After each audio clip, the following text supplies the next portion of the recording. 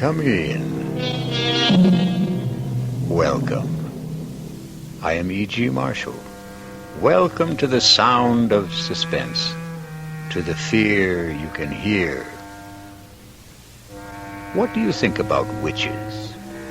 Not the bony hags and atrocious crones of Shakespeare and legend, or the poor unfortunates of Salem, but witches who are young, witches who are beautiful, witches who even fall in love.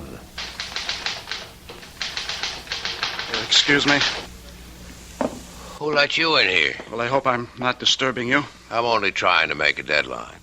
Well, if you're in the news business, I've got something for you. It better be good. I'm going to have to kill my wife. That won't be news till you do it. I know. I want you to know why. Okay. Why? Because she's a witch.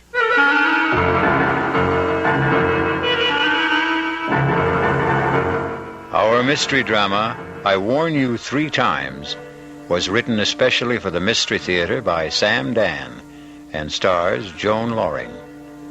I'll be back shortly with Act 1.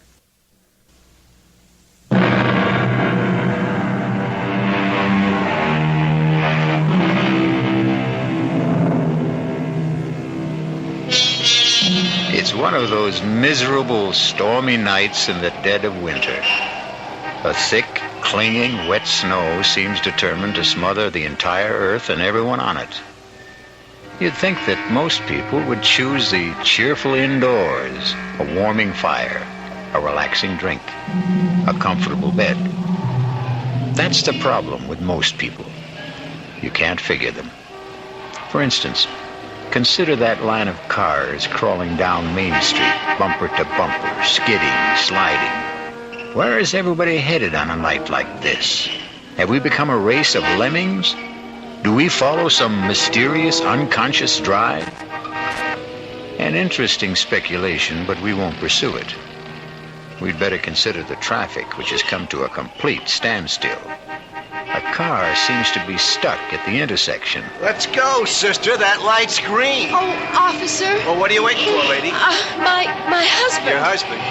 The light was red, and he said he wanted to step out and clean off the rear window. Hey, mister. You finished back there? He just stepped out. It was a moment ago. Tom? Well, maybe he slipped in the snow. Tom, are you all right? Lady, ain't nobody around the back. But he just went out to clean the... to clean the rear window. That's what you said. But what could have happened to... Just sit there a minute, lady. Hey, lay off of that horn. I know you got one. Now, what's wrong, officer? Did you see a guy get out of that car up Did front? I see a guy get out of the car? Yeah. Did you? Huh? Are the police after someone and escaped? Oh, come on, Buster. Just tell me. Did you see a guy cleaning off the rear window of that car up front? Well, to tell you the truth, I wasn't paying any attention. I was listening to the radio. Now, there could have been somebody, but then again, I couldn't say there was. It's not that I'm not trying to get involved, officer. I'm a citizen. I know my duty, but Well, thank you. Officer, where is my husband? He was just there. Lady, he disappeared. How could he disappear? I don't know. I do know he ain't here. What am I going to do? Well, you can't keep blocking traffic, lady. You gotta move on. Where? Well, it beats me. But you must find him. Look, you got troubles with your husband, that's your problem. But when you hold up traffic, that's my problem. Will you feed her a little gas, please? Come on, let's go. But I can't. Lady, you gotta go somewhere. I can't go anywhere. I don't know how to drive.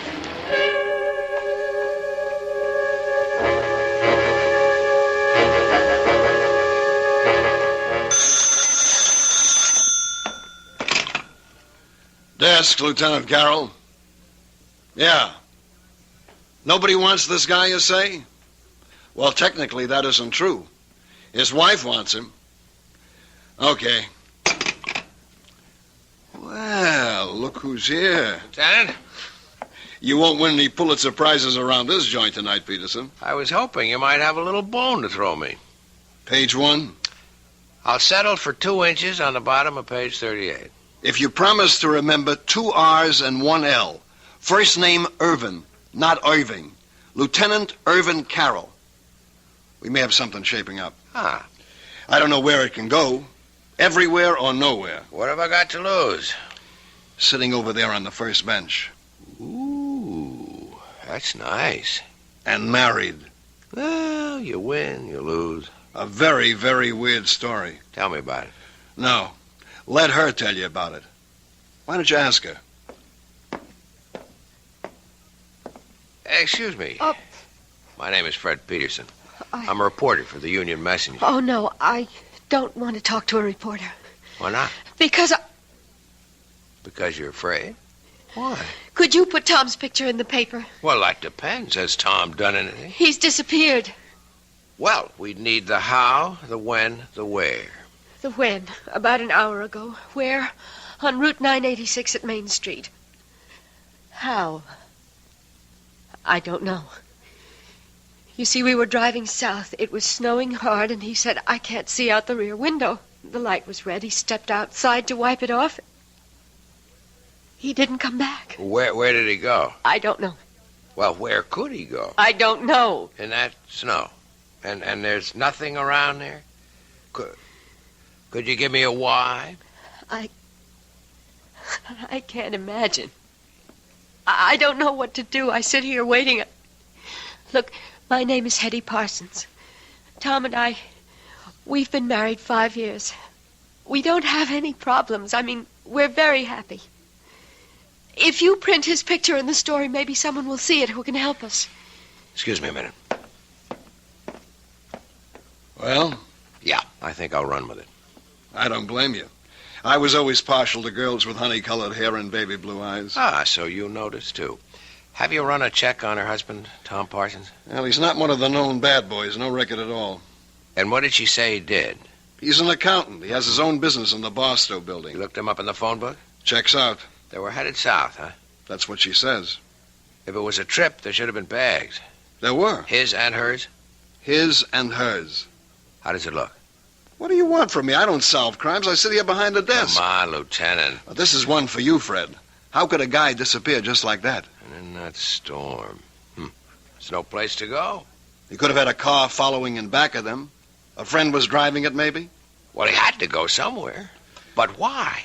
Right now, we're treating it as missing persons. It's all we can do. He's not wanted for anything. He's a legitimate citizen, as far as we know. He hasn't even done anything to her. At worst, he left her in a car. He hasn't even deserted her. Yet. Who was driving? He was. She can't. Well, that's abandoning her, isn't it? No. At best, we'd have him for abandoning the car. Yeah, excuse me a minute. Listen, Mrs. Parsons. Yes. Why don't you go home? I've got my car outside. Oh, no. I want to be here in case they find Tom. They'll let you know if they find him. No, I don't want to be home alone tonight. I just want to stay here. But it may be hours. It may be even days. Don't say that. I'm sorry. I'm just so jumpy and so nervous. I can't believe what's happened to me. Well, if you're going to sit here, you should have some coffee and a sandwich. Oh, I couldn't think of food. I'll be right back.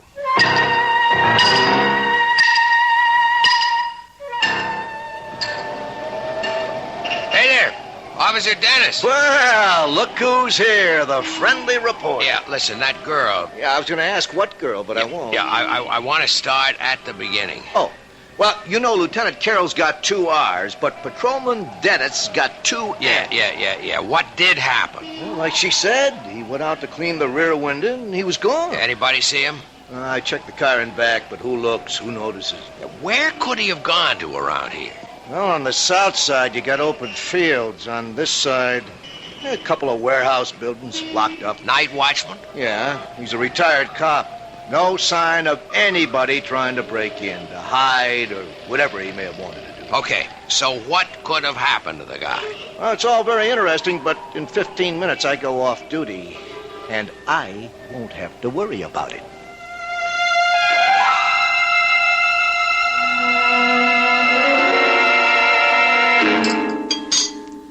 Oh, thanks. I didn't think I could touch a thing, but I must have been starving.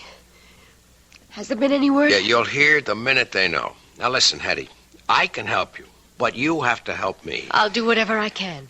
We have two basic roads to explore. One, somebody was out to get your husband. Oh, no. No.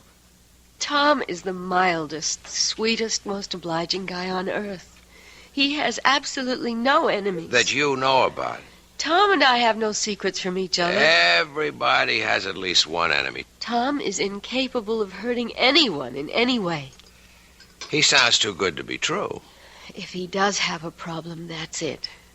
All right. The second road to explore. He wasn't pushed, he jumped. What does that mean? It means he walked out on you. Oh, it's inconceivable. Why? I've had a liberal education tonight, Mr. Peterson. Call me Fred. No, not yet, or maybe never. I've been introduced to a new world. I've been thrown in with people who basically don't believe in anyone, don't trust anyone, and perhaps they have good cause. Perhaps that's how life is in their world. Perhaps their world is the real world, but it isn't my world. May I ask, do you come from another world? It's entirely possible. I won't call you Fred unless and until we become friends. But that's just a little thing. The policeman who brought me here is a confirmed cynic. So is the lieutenant. And so are you. I must plead guilty as charged. All of you proposed two basic hypotheses. A, my husband was ambushed by enemies. B, my husband abandoned me. You can't conceive of people who... they simply don't make or have enemies. You can't conceive of people who are completely in love. I'm not a fool, Mr. Peterson. I read these attitudes. What a wonderful world you live in, Mrs. Parsons. I hope you can stay there always. We're so dependent on each other, Tom and I. We need each other. We're so complete together. But we still have the basic fact of his disappearance. Yes, but all you can see are two alternatives. There is a third, you know. Really? Perhaps he was taken ill, suddenly, and he just wandered off. Oh, maybe I should go back there. I've already been back there. There's no place he could have wandered off to. Tell me, does he have a history of any sort of illness, amnesia, anything like that? No, nothing like that. Well, then, where are we? Nowhere.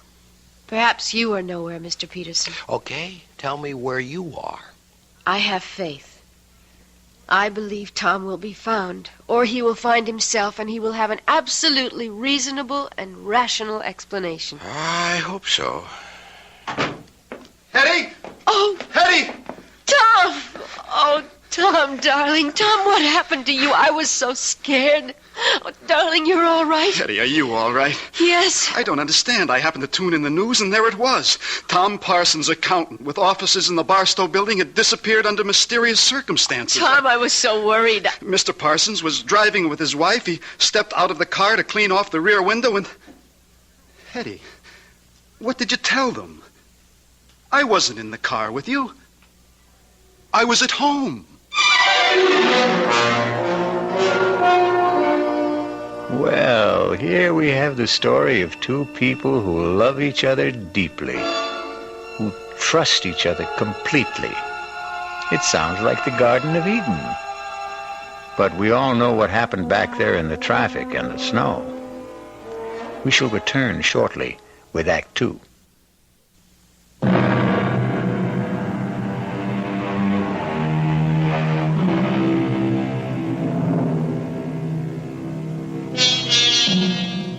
You've seen these couples, or rather heard of them. They dwell in a sea of perfect harmony, never a ripple of discord. But when they do have a disagreement, well, it's a beaut.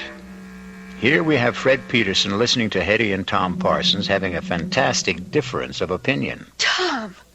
Tom, how can you say that? Hetty, darling, I was not in the car with you. I was home. Home. You said, let's get out of this miserable cold and snow. Let's head south for a couple of weeks. Hetty, when did I say that? How could I say that? You know I'm swamped with work at the office. You came home this afternoon, Tom. You said, how would you like to leave for Florida tonight? And I said, give me an hour to pack. Excuse me.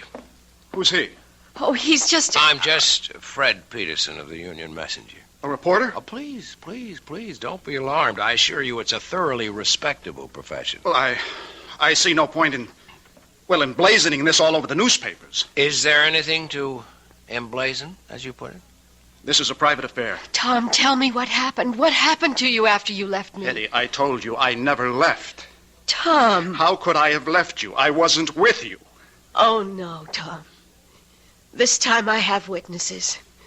The police officer, he knows you went out to clear the rear window. How does he know? Because you told him. Mr. Parsons, now, obviously your wife seems distraught. I would suggest... Keep your suggestions to yourself, Mr. Peterson. Don't you dare imply that I'm overwrought or nervous or hysterical. I am completely calm, extremely rational, and absolutely in command of myself. I know what happened this evening. Mr. Peterson, this is obviously a private matter between my wife and me, and nobody's business but ours. What did you mean, Mrs. Parsons, when you said that this time you had witnesses? Have there been other times when... Hetty, it doesn't do us any good to air this in public. All right, Tom. Take me home. Let me talk to that officer at the desk there. Find out if there's anything we have to do. Well? Well, what? Friend, husband, Tom. He didn't turn out to be quite as advertised. And what is that supposed to mean? He isn't quite the sweetest, mildest, most obliging guy on earth, is he? He is to me. I guess it's all a matter of how these words are defined, isn't it? And about this so complete understanding between the two of you. Won't you at least admit you're having a difference of opinion right now? I don't have to admit anything. Okay, don't shoot. I'll go quietly. Are you sure you really want me to go? Please. Regardless of what you say to me. You are in trouble. No, don't deny it. Well, what if I am? I'd like to help you. Why? Because... Would you want to help me if I were middle-aged and fat and sloppy and ugly? It isn't 10 minutes ago. You accused me of living in a world where no one trusted the next fellow or believed in him. You accused me of being a confirmed cynic. Is it possible you don't remember what you say from 1 minute to the next? I'm sorry. Don't be. There's a great deal to what you said. You're kind, but no one can help me. I could try. And no one should try either. Why not? It's too dangerous. That was the wrong thing to say to me. I'm warning you. You're only getting me in deeper. Please, Fred. For openers, my business is to take chances and get myself into... Hey, you know what happened? What? You called me Fred. Oh, I'm sorry. I shouldn't have. But you did. And that means we're friends. Look, I only wanted... You're the one who set up the ground rules for this thing. First names are for friends only. Please, forget what happened here tonight. I warn you. You've already warned me twice. It won't work. I can only warn you 3 times. Do you mean you keep score? Please don't joke, Fred. You keep saying the wrong word, or I should say the wrong name. The wrong name is Fred. You can't call me Fred and expect me to forget everything. I warn you. I warn you for the 3rd time. Forget all about tonight for your own sake, for your own safety. And after saying all that, you still expect me to forget about it. Tell my husband I'll wait for him outside in the car. Wait a minute, Hetty. I warned you, Fred. I warned you 3 times. Now, goodbye. Where's my wife? She said she'd meet you in the car. Mr. Peterson, if I were you, I'd forget everything that happened tonight. Is that a threat? No. A warning. That's all I've been getting around here, warnings. Well, for your own good, take them seriously. And if I don't? You'll regret it for the rest of your life, which may not be a long one. You still insist that you're not threatening me? I'm only trying to help you. Really? And why should you do that? Why? I don't know why. Maybe it's because the last guy tried to help me. What last guy? I didn't listen to him. The last guy? What do you mean? Nothing. Forget it. You know, with you and your wife, it seems, everything turns out to be nothing and forget. I don't think it matters now. I have an idea it's already too late for you. I'm sorry. Good night, Mr. Peterson. Hey, Fred. Fred. Yeah, Lieutenant, I'm coming. Well? Well, what? There's nothing there for us boys in blue. What's in it for the 4th Estate? Looks like he's trying to drive her nuts. It could also be the other way around. I don't think so. Because of that honey-colored blonde hair? Lieutenant, you always know where the exposed nerve is. Just stop and figure it. Couldn't this also be her way of trying to drive him nuts? As a reporter, I would have to say yes. But, as a man? I don't know. Well, you got a problem, Fred. How you going to tackle it? As a reporter? Or as a man?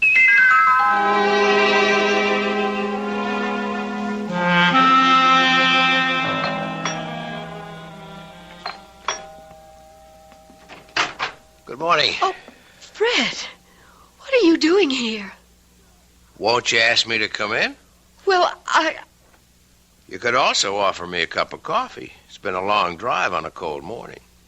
Oh, well, I suppose you might as well come inside. How gracious. I'm sorry. I'm still upset, and you should know why. Come into the kitchen. I was just pouring myself a cup. Thanks. Charming place you have here. Thank you. I suppose Tom is generous enough when it comes to money and things. The implication being that he is not generous when it comes to what? Fred, if you insist on talking about Tom, I'll have to ask you to leave. Okay, let's talk about you. No. We can't talk about me either. What can we talk about? The weather, politics, sports. You'd be surprised. I'm a very well-informed person. We could talk about art or literature. I didn't come here to talk about those things. I know why you came here. Do you? Fred, I'm a married woman. But you're not a happily married woman. I'm happy enough. Okay. Let me tell you why I'm here. As a reporter, that is. It doesn't happen very often that you get a chance to be in on a story before it's a story. You follow me? No. Last night, all I could have gotten out of it might have been a squib on the back page, or maybe nothing. But something's happening here. Something's building. I don't know what it is. But one of you is lying. One of you is trying to destroy the other.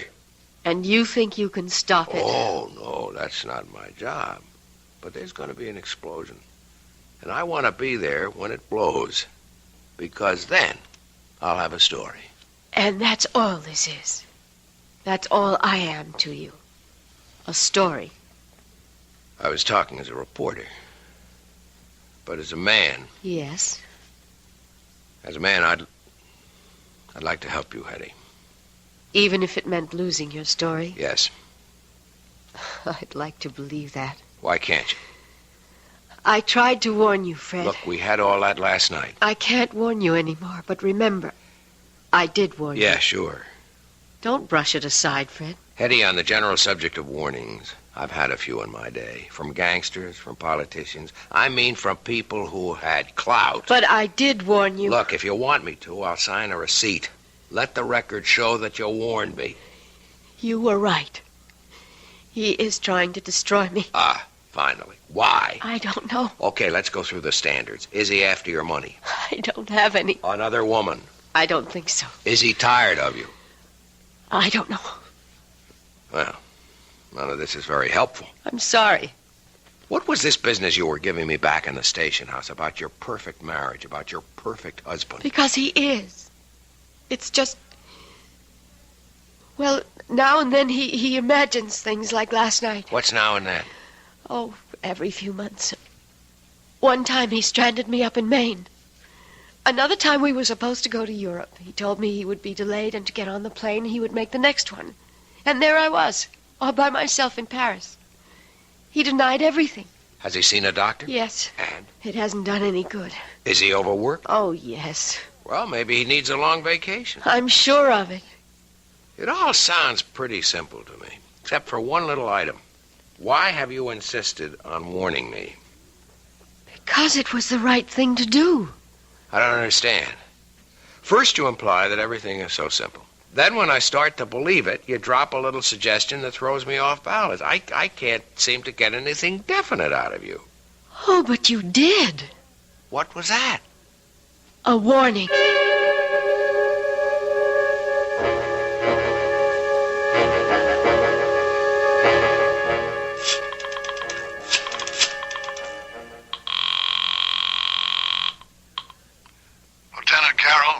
Hey, Lieutenant. Hey, how goes the Parson case? How did you know I was going to ask you about the That Parson? honey blonde hair. Does it really show that much? Pal, you are hooked. You know, Sammy, that's true. And she may even be playing me like a fish. So what can I do for you? Well, no crime has been committed yet, but you can bet there's one on the way. Well, till then, we're handcuffed around here. Sure, but you got all the facts. What facts? I mean, you can get at them in a routine way. Work up both of them, some past histories. That's spending the taxpayers' money. You spend the taxpayers' money every day. Something's ready to blow up there. Just be ready for it. That's all I'm asking. Actually, Fred, if you want the truth, we've already started. And? Keep in touch.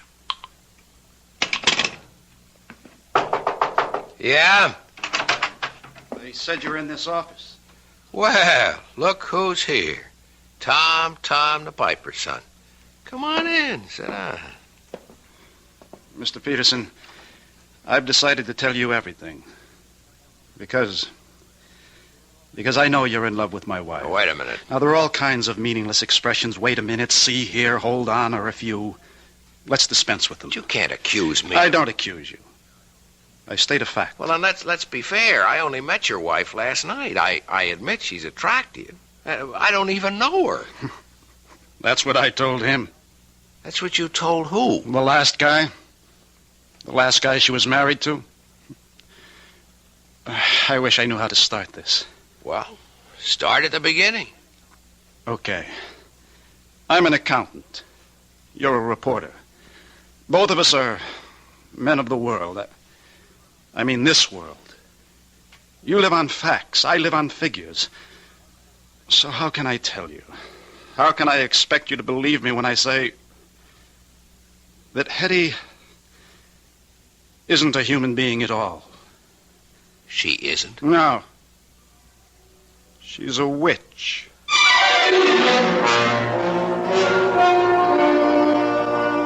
A witch? Yes, that's what he said. A witch. But how can it be? Wasn't all that witch business over and done with more than 200 years ago? Well, that's what we intend to find out shortly when I return with Act 3.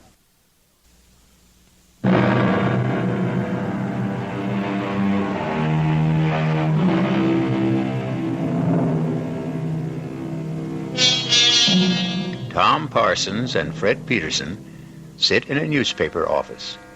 Both are young, alert, stylishly dressed, every bit the modern, sophisticated men of today. And yet, the subject, the very serious subject under discussion is witchcraft, of all things. Well, it isn't every day a man accuses his wife of being a witch. It isn't every day a man finds out he's married to one. I can only say it's incredible. I know. That's what I said when he told me. When who told you? The last guy? Tell me about the last guy. I met Hetty on a cruise ship about 5 years ago. She said her husband had just somehow disappeared. She was distraught. You know, she does the distraught bit to perfection. I know nothing of the kind. What happened? Had he fallen overboard? Well, that's what she made everybody think. Till we got a radiogram from shore. He claimed he knew nothing about the trip. Well, either he had boarded the boat or he hadn't. Okay, let's get all of that cleared away. There was a ticket in his name. There were some people who claimed they had seen him. The trouble is, there was a pretty drunk bon voyage party. Most everyone was in no shape to remember anything. Oh, yes, a steward did claim to have seen him aboard, but I'm convinced the steward was bribed. So I bought her story. I fell in love with her. Just as you did. And I helped her kill him. Just as you're going to help her kill me. You know what I think? I know what you think. You think I'm a nut. You could look it up. 5 years ago, Stacy's Mountainville Lodge in the Adirondacks. She called me. She was desperate. Come up here. He's going to kill me. I flew up. I found them. They were near a cliff. She was screaming for help. I started fighting him off. I guess he slipped. He fell over the side. He was killed. Look it up. Coroner's office. You'll see. An accident. Let's assume I buy all this. How does it make her a witch? Oh, she told me. She'll tell you afterwards. She's a witch. She falls in love with men, gets tired of them, and destroys them. I think you must be... I know. I'm here to warn you. But I'm going to kill her first. Let me get you a cup of coffee. You're a fool. I'm here to save your life. Sure. Okay. Look her up. I mean that. See if you can find a trace of her. See if you can find out where or when she was born, who her parents were. She has absolutely no background. I tell you. Don't get good excited. Lord, this is all so familiar. All of this is what he said to me and what I said to him back there before I killed him. Now, nobody's going to kill anybody. I don't know you. But you look like a nice guy. Take my advice. Save yourself. Save yourself.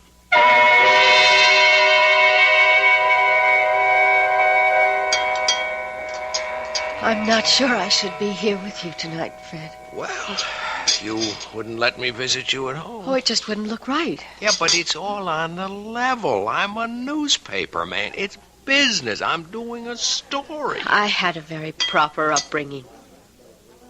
Where were you raised, Hetty? I'd rather not talk about it. Why?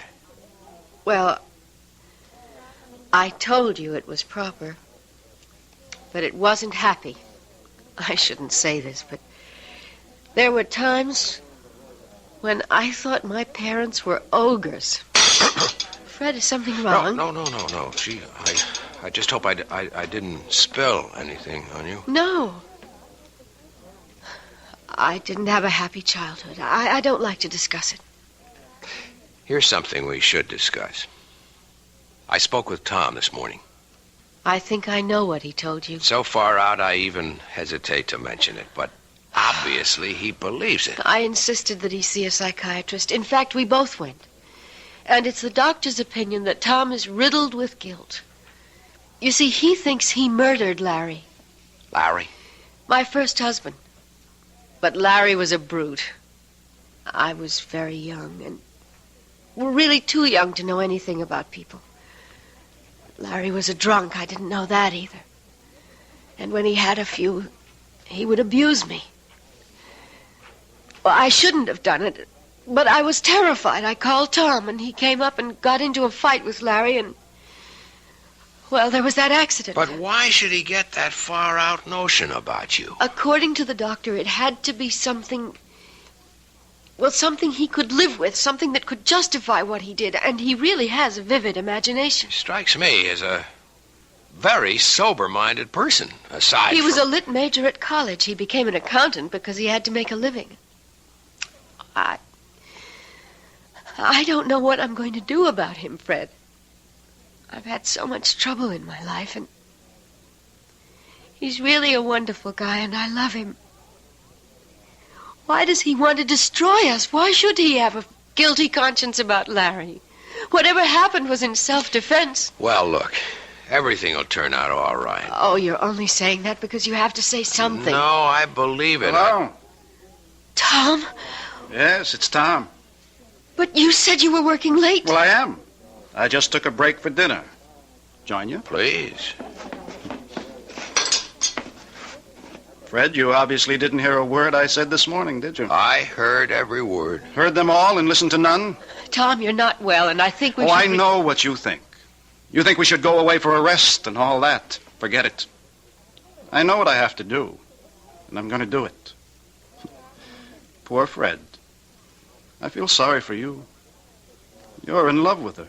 To keep the record straight, I'm a reporter. There's a story here. I aim to get it. Sure. That's what you tell yourself. Let's go along with you, Tom. Suppose what you say is true. Suppose she's what you say she is. Why not walk out, get a divorce? I can't. Why? I hope you never find out. You see, she destroys you. She takes away your capacity to love, your feelings, your mind. It's as if you're only just nourishment for her. And when everything you have to give is gone, she discards you for someone else. Tom, for your own sake, I think you should be under a doctor's care in a hospital. I suppose I should. But I want to save you. It'll make up for Larry. I must apologize, Fred, for exposing you to all this. I shouldn't have come here. But you wanted to expose him to all this. That's why you came here. You knew I always eat here when I work late. Tom, I'll do anything you want. Just tell me. Disappear. As a supernatural person, you can arrange that without any problems. Please, Fred, go now. Leave us alone. But I don't want to. He's my problem. I have to live with it. And if you stay, well, an audience always excites him.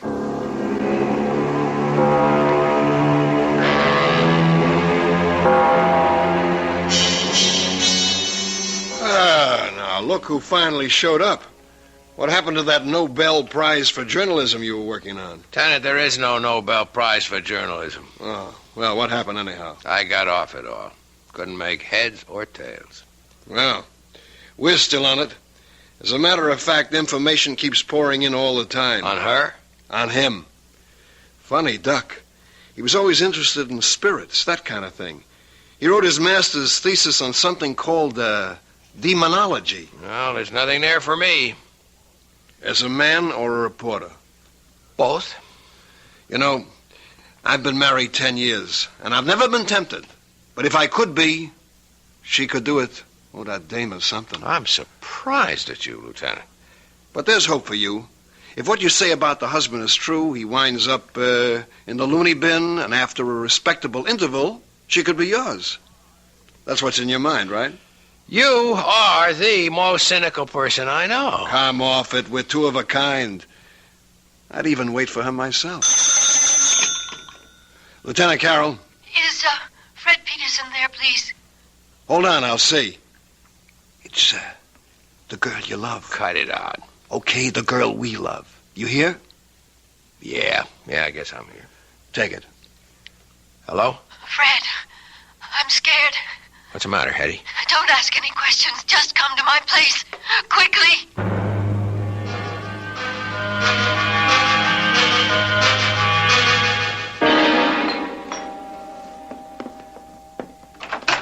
Come in, Fred. Oh, darling, I'm so glad you're here. Hetty, why are you shaking like that? I'm frightened. I'm so frightened. Please, Hetty, calm down. I'm here. Everything is going to be all right. I know it. I know. It's wrong for me to talk to you like this, to feel like this. But I can't help it. No, we'll work it out. Somehow we'll work it out. Now. Why are you scared? He asked me to take his suit to the cleaners this morning, and I've found this in his pocket. It's a receipt. Read it. From Carrington's, one double-action Danforth Wilson revolver, caliber .32. He bought a gun. Don't you see? He bought a gun. All right. Why would he buy a gun if he didn't want to kill me? Well, I think we have enough to interest the police now. Are you sure about that? Tom? Well, answer the question, Fred. What do you expect from the police? I have a permit for this gun. I have every right to own it. Look, Tom, I get very nervous when people point guns at me. Maybe it's unreasonable, but do you mind putting that thing away? Well, I will. After I use it. No, Tom. Don't be a fool. You're not a killer. I always thought that. Till just now. Tom, listen. Let's say you're right. That she is a witch, okay? Don't you see? You couldn't kill her anyhow. You'd empty the gun at her. It wouldn't mean a thing. Fine. Why don't we find out? I won't let you. Get away from me, Fred. No. Come on, step aside. Fred, give me that gun. If you move, I'll kill you too. Gun. Just lower it. Drop it. Take it. I'm going to kill her. No, drop it.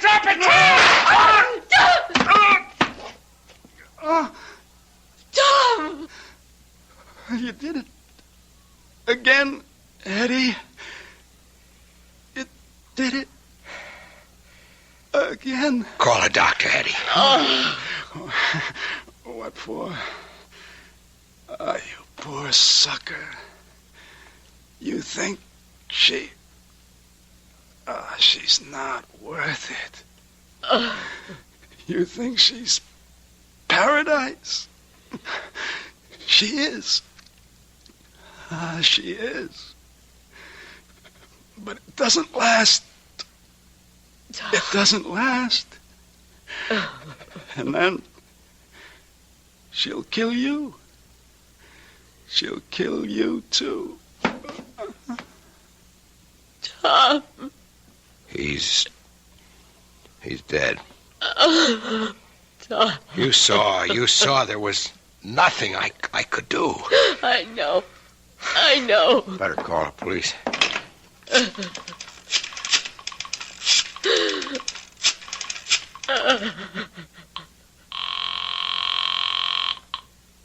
Lieutenant Carroll? Lieutenant, it's Fred. Hey, Fred, I got news for you. What I mean is I have absolutely no news for you. Lieutenant, listen to me. You know, we drew a complete blank on that dame. We trace her back to St. Louis City Hall, where she married a guy named Larry Bellows. She gave her home address as Charterville, Illinois. But there's no such place. Listen, Lieutenant. It's as if this dame just materialized out of thin air. No background at all. Wait a minute. Hetty. Who are you? Hello? Oh, Fred? Fred, why did you call? Who are you, Hetty? Fred, what's on your mind? Hetty. I warned you 3 times, Fred. I warned you 3 times.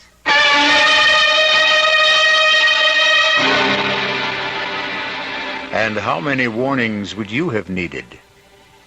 Or heeded? That's the trouble. When they have honey blonde hair, it's so hard to take them seriously. A mistake. We should always take every woman seriously. We'll be back shortly.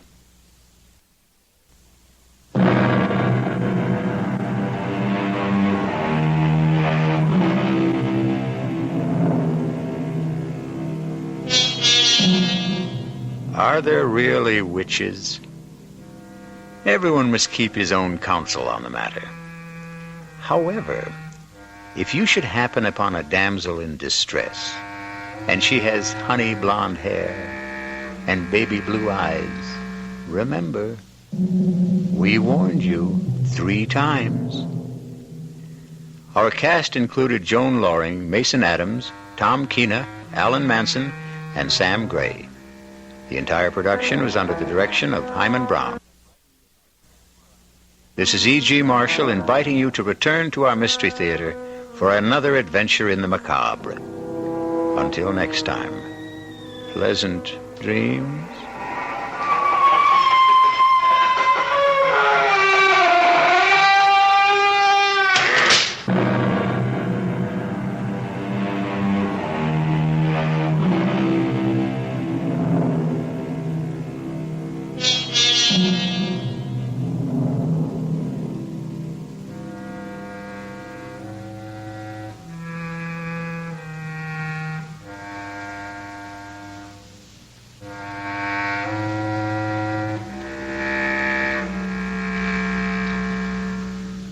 Mm-hmm.